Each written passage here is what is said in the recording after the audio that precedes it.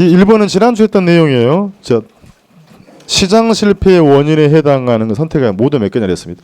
시장 실패는 가격 기구가 자원을 효율적으로 배분하지 못한 균형 상태가 아니다. 그럼 사회적 고생이 감소하는 이유죠. 답은 몇 개예요? 3개는 3개입니다. 예. 개수 맞추면 안 돼요. 기억, 배제성과 경합성이 없는 애쓰니까 비배제성, 비경합성 뭡니까? 공공재. 그죠? 도로 공공재는 시장에 맡겨두면 무임승차에 문제가 있으므로 과소 생산됨으로 시장 실패. 두 번째, 다수의 수요자 공급자가 존재한다. 이건 뭘 의미하는 거죠? 그거 완전 경쟁이에요. 그럼 시장은 실패하지 않더라는 얘기입니다. 그죠? 예. 디귿, 사회적 편익이 사적 편익보다 크다. 일단 편익과 편익 비교했습니다. 크다 작다고 돼 있죠. 시장 실패. 그렇죠? 그럼 편익이니까 소비. 그건 정리를 해야 됩니다. 소비죠. 뭐가 더 크다고 돼 있어요? 사회적 편익이 더 크다. 사회적만 보시라 했어요. 3자 이익을 주죠. 이건 소비 측면이 뭐다? 정의 외부 요건입니다. 그럼 실패예요? 과소 소비됨으로 시장 실패다. 그러니까 디귿은 외부 효과를 써놨고요. 정부의 실패는 시장 실패 아니다. 그렇죠? 맨 끝에 그럼 미음 시장 참여자가 접하는 정보의 양과 질이 차이가 있다. 정보의 비대칭 불완전하면 시장은 실패할 수가. 그래서 맞는 것에서 기역 디귿 리를 미음 됐습니다. 기역 디귿 세 가지가 시장 실패 원인이었습니다.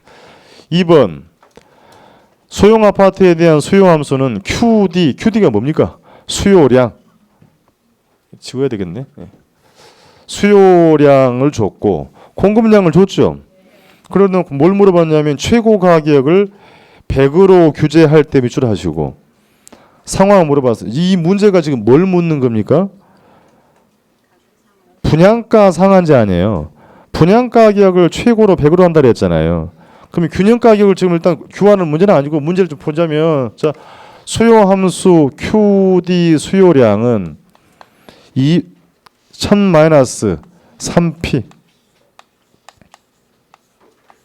공급량 QS는 250 플러스 2P예요? 자 그러면 QD가 수요량이죠. 요건 뭐고? 가격. 요건 뭐고? 공급량. 요건 뭐고? 가격. 일단 가격을 얼마로 규제했다고요? 100으로. 100을 집어넣겠습니다. 100을 집어넣을게요. 그러면 100으로 규제하면 수요량 얼마? 700 됐습니다. 100으로 규제했으니까 양은 450. 그럼 수요가 많죠. 초과 수요 250. 여기 있어요. 분양가 규제 초과 수요. 이 답은 몇 번 됐어요? 3번. 3번부터 소형 아파트에 대한 초과 수요가 얼마? 250이 발생한다. 계산 문제를 묻는 건 아니고 개념을 묻는 거 아닙니까? 분양가를 규제하면 초과 수요가 발생한다. 이제 풀고 가는 겁니다. 1번 소형 아파트에 대한 투기적 수요가 늘어날 수 있죠. 가격을 낮게 했으니까 수요는 뭐하고? 증가, 공급은 감소하더라. 2번 소형 아파트에 대한 공급은 뭐한다? 감소. 왜 공급이 감소해? 돈 안 된다. 수익성이 나빠졌죠. 건설업자 공급을 줄이더라 그랬습니다. 4번 소형 아파트에 분양하더라도 질적 수준이 저하될 것이다. 상한제를 적용받지 않는 주택 공급은 늘어날 수 있다. 이거 지금 문제가 뭐였는데 소형주택이 있으니까 그럼 소형주택의 공급은 줄어들겠죠. 적용받지 않는 공급은 늘어날 수 있더라는 얘기입니다. 그러니까 이 문제는 선택형으로 답을 하나를 구했습니다만 출제자가 꼬장을 부리면 맞는 게 몇 개냐고 물어보면 난감해져 버리는 거예요. 그렇잖아요. 요즘에 그런 문제가 많은 거니까 맞는 게 기역, 니은, 디귿 이렇게 골라라고 하면 또 심각해져 버립니다. 그래서 그런 문제를 좀 대비를 해야 되는 거니까 정확하게 좀 연습을 해두시라는 얘기예요. 3번 갑니다. 3번은 기출문제인데요. 기출문제 숫자만 바꿔놨습니다. 임대주택에 대한 단기 공급 함수 90, 장기 공급 함수 Q 주고 대줬죠. 다음 줄에는 뭐라고 되어 있어요? 수요 함수. 이렇게 주고 나서 호당 임대를 얼마로 했다고요? 100으로 규제했답니다. 그럼 겁내하실 필요 전혀 없어요. 수식만 잘 정리를 하면 됩니다. 자, 단기와 장기 상황이 달라지죠. 규제하면 단기보다 장기로 갈수록 공급은 더 많이 감소한다라고 했어요. 그렇습니까? 공급은 더 많이 감소한다. 수요는 더 많이 증가한다. 쓸게요. 수요량, 공급량을 정의해 보겠습니다. 그럼 단기 수요량 얼마 줬어요? 수요는 장단기 같다고 돼 있죠. 그러니까 수요는 200 마이너스 P, 장기도 200 마이너스 P예요. 장단기 같다 그랬으니까. 공급은 다르죠. 공급은 단기에 몇 개? 90개. 장기에는 2P 마이너스 120 했잖아요. 그러니까 이 문제가 지금 뭘 묻는 거냐면 QD 이퀄 요거란 얘기입니다. QD가 수요량 아니에요. QS 공급량 90개 장기란 얘기입니다. 그럼 이제 가격을 얼마로 규제했다고요? 100으로. 그럼 100을 집어넣을게요. 여기다가요. 100을 딱 넣으시면 100 됐지요. 그럼 단기의 수요량 얼마? 100개. 공급량은 몇 개? 90개. 그럼 수요가 더 많죠. 초과 수요 10개 단기에. 또 그대로 갑니다. 또 100, 이거 똑같은 거 아니에요. 어차피 그러니까 수요는. 그죠? 수요는 몇 개? 100개. 가격 얼마 했다고요? 100. 여기다 100을 집어넣으시면 200이죠. 마이너스 120, 80. 그럼 장기에는 수요가 더 많죠. 역시 몇 개? 20개. 단기에 초과 수요 10개, 장기엔 초과 수요 20개. 어려운 문제 아닙니다. 기출된 문제 숫자 바꾼 게 없는 거 연습하셔야 돼. 이것도 안 되시면 굉장히 난감해져. 뭘 묻는지를 몰라서. 그러니까 이게 18회 문제인데요. 문제를 지금 보시면 A4주로 해놨기 때문에 문제 줄이 몇 줄이에요?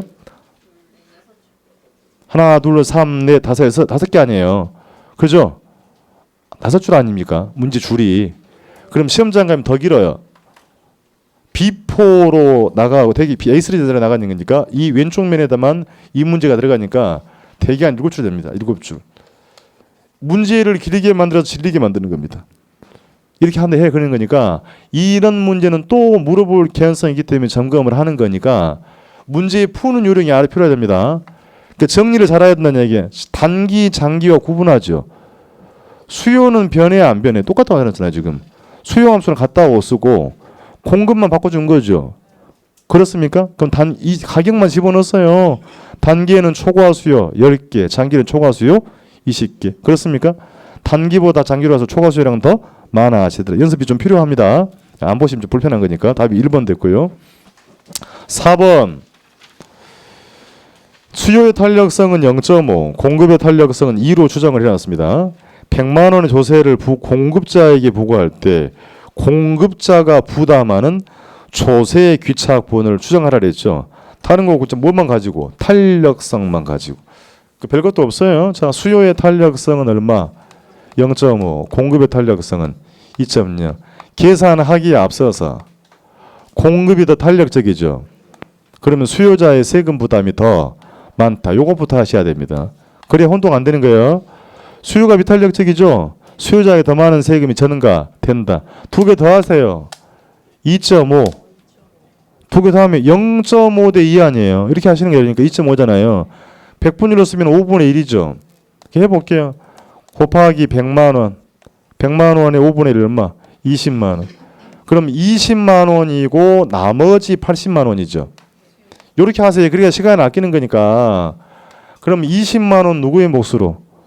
공급자의 몫으로. 80만 원은 수요자 몫으로. 산수로 올려. 자, 100만 원 곱하기 5분의 4에도 마찬가지 아니에요. 5분의 3은 얼마? 왜 5분의 4예요? 2.5분의 2 했어요.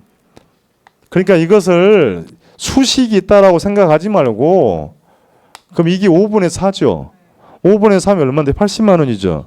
그럼 80만 원 나머지 20만 원 구분하시라는 얘기입니다. 그럼 80만 원 누구 부담? 수요자에게 전가 20만 원. 공급자의 귀착. 뭐 반대로 보라는 얘기가 아니잖아요. 지금 문제를 푸는 게. 그러니까 혹여 이렇게 물어보면 또 산수에 또 딜레마에 빠지는 거니까 먼저 할 건 뭐다? 탄력도를 보고 누구의 세금 부담이 큰지부터 확인하시라는 얘기입니다. 그럼 수요자에게 더 많은 세금이 넘어가죠. 그럼 이게 5분의 1, 5분의 4 하든 간에 20만 원 나왔지요. 나머지 80만 원 써두고 그러면 수요가 비탄력적이죠. 수요자에게 80만 원이 전가되고 20은 공급자 몫으로 귀착. 이렇게만 하면 되겠다는 얘기입니다. 뭘 자꾸 수식으로 만들려 하지 마세요. 복잡하게 할 필요 없는 거니까. 그래서 이렇게 풀어가면 된다. 답이 몇 번 됐어요? 1번 20만 원 되었습니다. 이걸 이제 뭐 반비례다 쓰지 말고, 그러니까 이게 문제는 뭐 그렇게 풀어가는 게 아니에요. 다시 해보겠습니다. 자, 수요의 탄력성은 3.0, 공급의 탄력성은 1.0이랍니다. 50만 원의 세금이 부과되었습니다. 탄력성에 따른 조세의 전가분, 귀착분을 구하라고 합니다. 어떻게 하실랍니까? 50만 원 곱하기 2개 더 하세요. 4. 4잖아 4. 3대 1일 4분의 3을 했으면 얼마예요? 너무 복잡합니까? 40만 원 할게 그냥. 싫어하시니까. 그럼 얼마인데요? 30만 원. 그럼 30만 원 바로 가지 말고 나머지 10만 원 해야 될 거 아니에요. 그럼 30만 원 누구 부담? 공급자 부담. 비탄력이죠. 10만 원 누구 부담?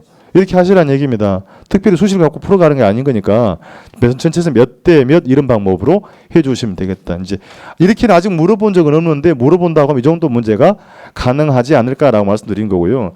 부가적으로 언급을 하고 왔습니다만 거미집 이론을 공부를 하면서요. 자, 갑시다. 이 봐야 됩니다. 2P 이퀄 400 마이너스 4QD 수요함수.